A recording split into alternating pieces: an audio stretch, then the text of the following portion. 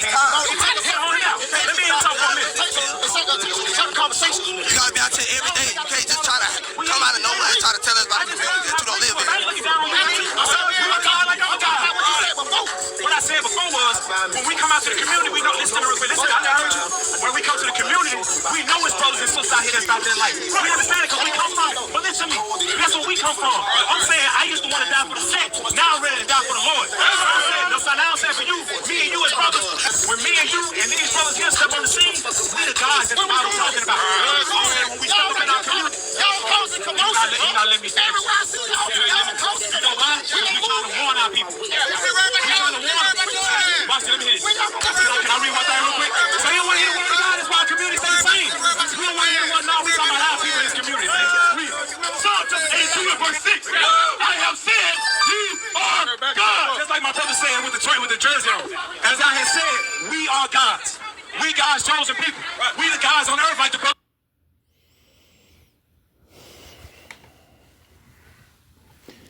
You see, this is why we don't preach in the hood. All right. For all you Israelites, you question why we don't go into the hood, setting up tables and having barbecues and passing out backpacks, and just dealing in that manner of folly in the hood, right? Because this is what you're going to get. Nothing but confusion. All right. And ultimately, Jake, they don't want to be saved. Jake, they don't want to be, they don't want to serve Yahweh Ba'ashem Yahweh Shai. They're comfortable in captivity, and the best remedy for them is death, so that's why our apostles always stress the elect, the elect, the elect, because all Israel is not going to be saved. And before I get on with this video, I want to give all praises to Yahweh Ba'ashem Yahweh Shai and double honors to the apostles, bishops, and elders of Great Millstone, and Shalom to you, hopefully elect, to those that want to actually be saved. You see, and again, this is why we don't go into the hoods. All right, because the scriptures going into the highways and hedges. All right, the chief place of concourse. Because not only is there a message for Israelites, but the Lord has a message for the other nations as well, and they got to get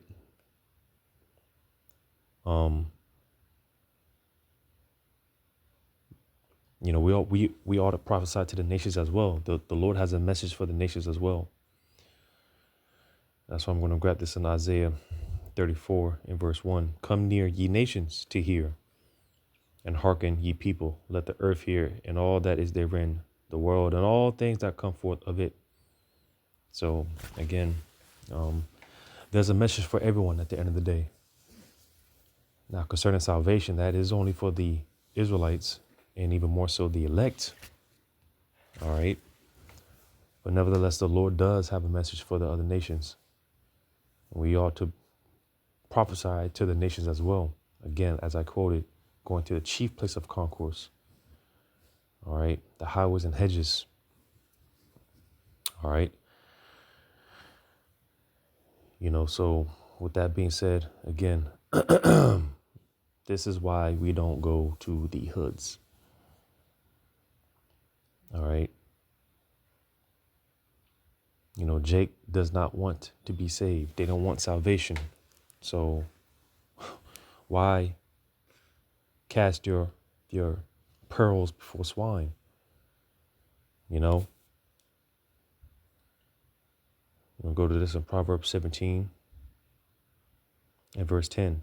A reproof entereth more into a wise man than 100 stripes into a fool.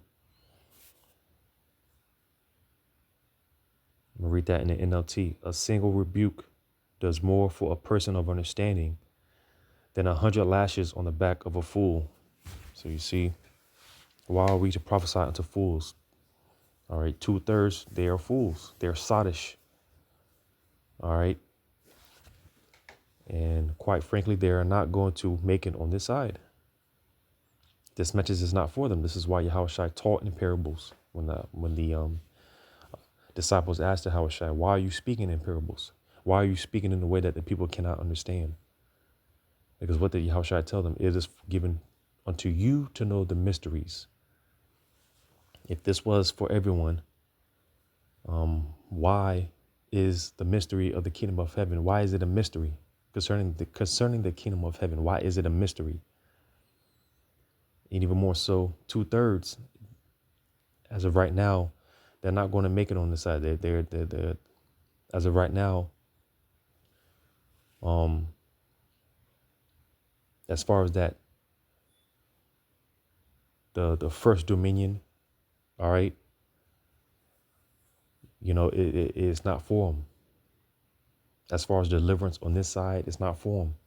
Now, they will come back through the loins of the elect. And at that point,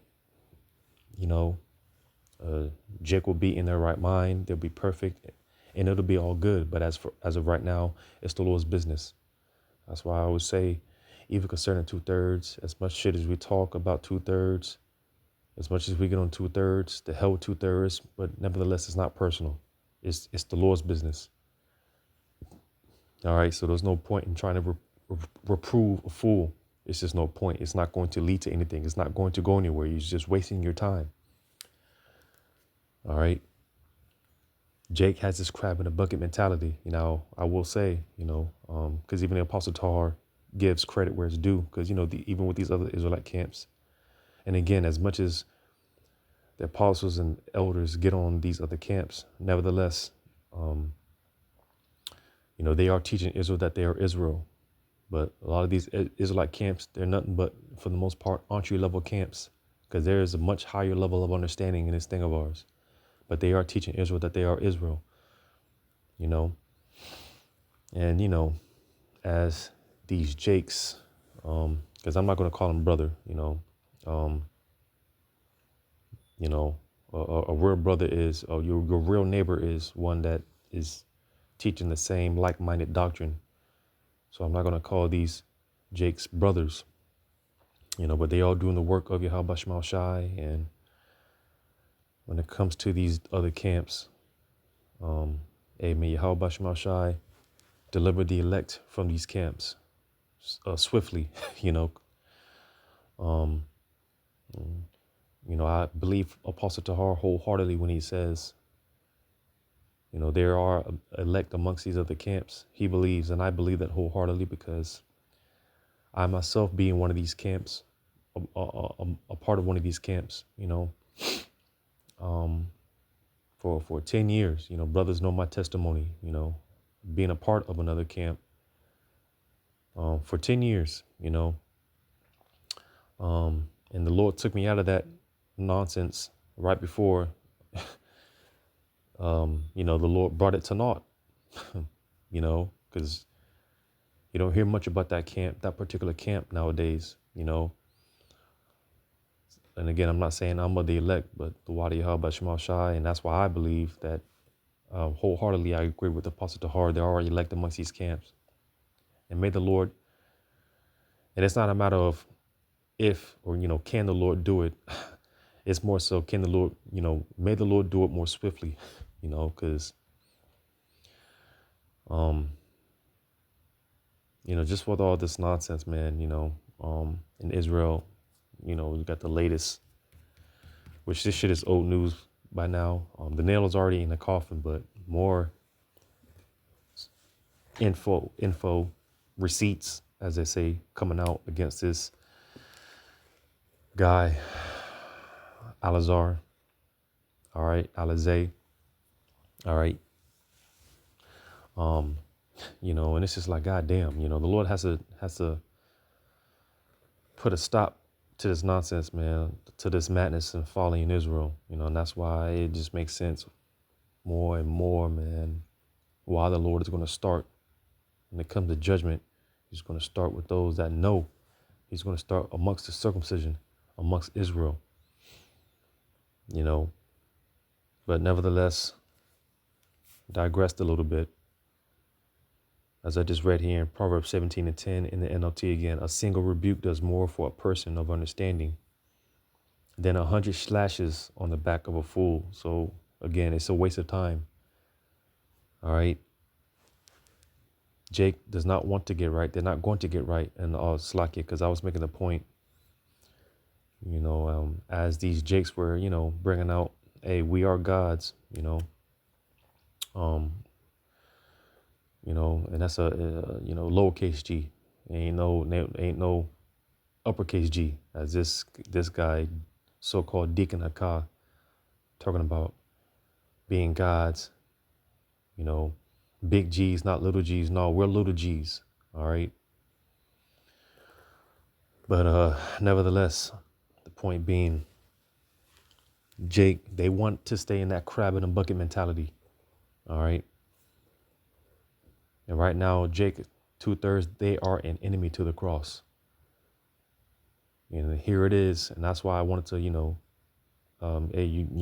give credit where it's due, as it's been taught by Apostle Tahar, as much as he gets on these other camps, that he gives credit where it's due. Because Jake is out there telling our people, waking our people up,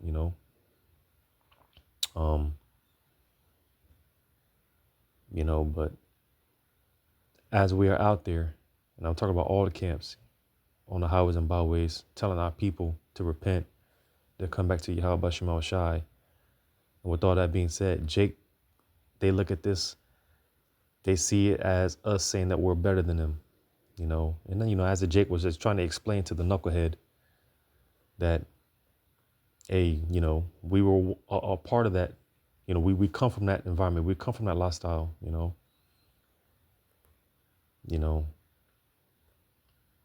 like the Jake said, hey, I was trying to die, die for the hood, but now I'm trying to die for, well, they talk about Christ, and hey, y'all can die in Christ for all we care, but hey, I'd rather die for Yahweh Shai. All right. I wouldn't mind dying for Yahweh Shai. At one point, certain Jakes, they were willing to die for the block, die for the hood. But now, hey, we put our lives up for Yahweh Shai. All right. As the Jake was trying to explain, the knucklehead, but Jake, they're not going to get reproved. All right. Was this Job 36?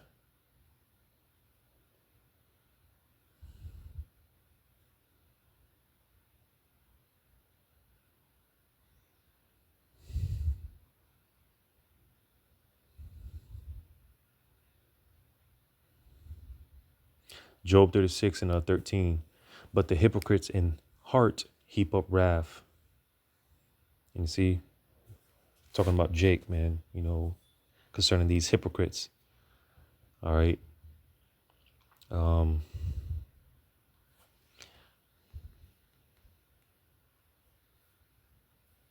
grab another quick one, and I'm going to come back to this. In Jeremiah.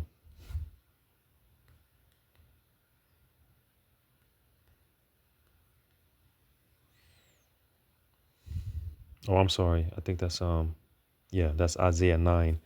Isaiah 9 and 17. Therefore the Lord shall have no joy in their young men. So you see, neither shall have mercy on their fathers and widows. For everyone is an hypocrite and an evildoer, and every mouth speaketh folly. For all this his anger is not turned away, but his hand is still stretched out. You see? So, just more expounding on the point as far as these hypocrites, man, in this here, back in Job 36 and 11, Job 36 and 13. But the hypocrites in heart heap up wrath. They cry not when he bindeth them. So you see, because again, Jake does not want to be saved.